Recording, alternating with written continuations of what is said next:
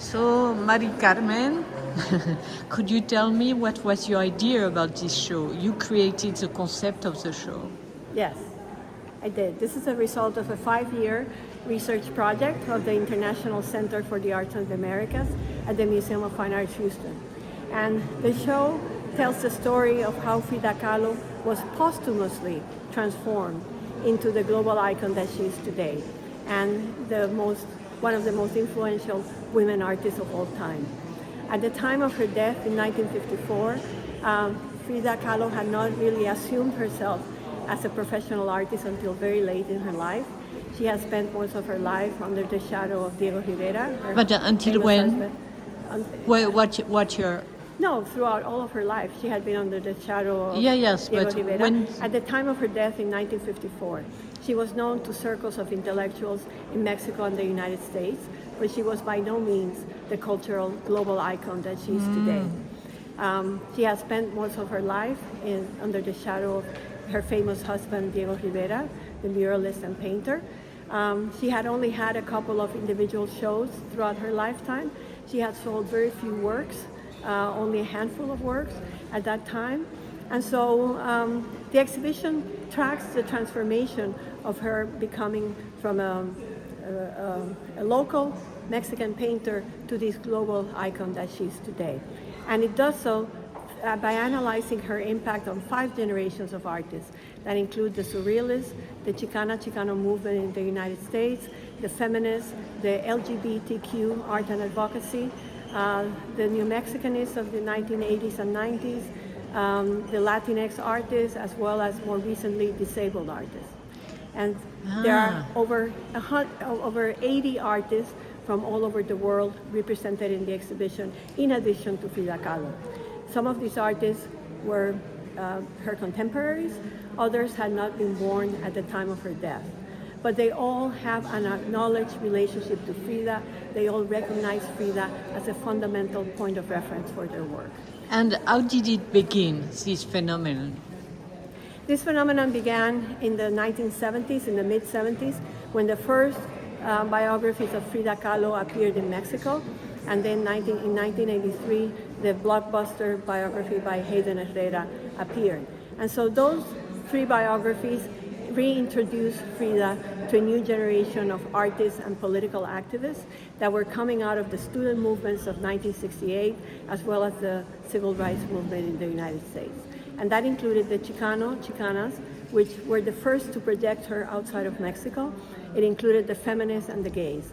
And so that process begins in the 1970s and continues until today. But so my idea was to track her influence in all of these, her impact on all of these generations of artists, and to see how the process of iconization that took place that turned her into the icon that she is today.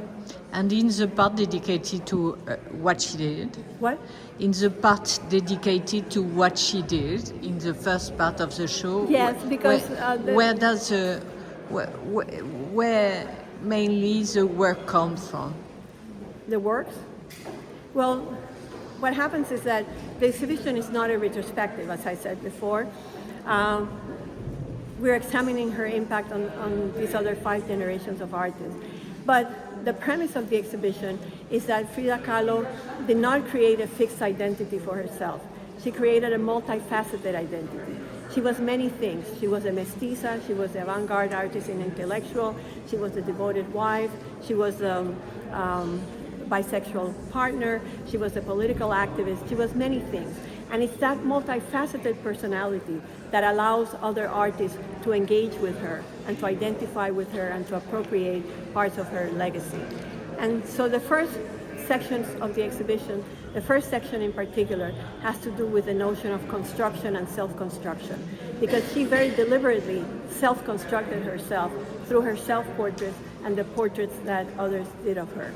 So she's very deliberate about the way that she self-represents herself. And so the exhibition begins with that, and we have there many paintings that come from Mexican museums, as well as private collections. And she really criticized the surrealists. She hated the period Yes. she was in Paris, right? Yes, she had a very contentious relationship with André Breton and the Surrealists. She considered André Breton an old cockroach, and she thought that the Surrealists were very self-indulgent artists, and she declared early on that she did not paint dreams, she painted reality. She painted her own reality. But there are many aspects of surrealism that impact her work. So that's why we call the second section of the exhibition is called Surreal Affinities. And in that section, we explore her relationship to the surrealists through themes like death, the themes of the mask, the themes of dreams. These are things that she also engaged in, but she would never consider herself a surrealist. That's interesting, right? Yes. Because spontaneously we think she's surrealist. Yes, but that's a misconception. And is the corpus of her work large? The what? The corpus of her work. No, it's very small. It's no more than 250 or 300 paintings. So it means she was not painting much.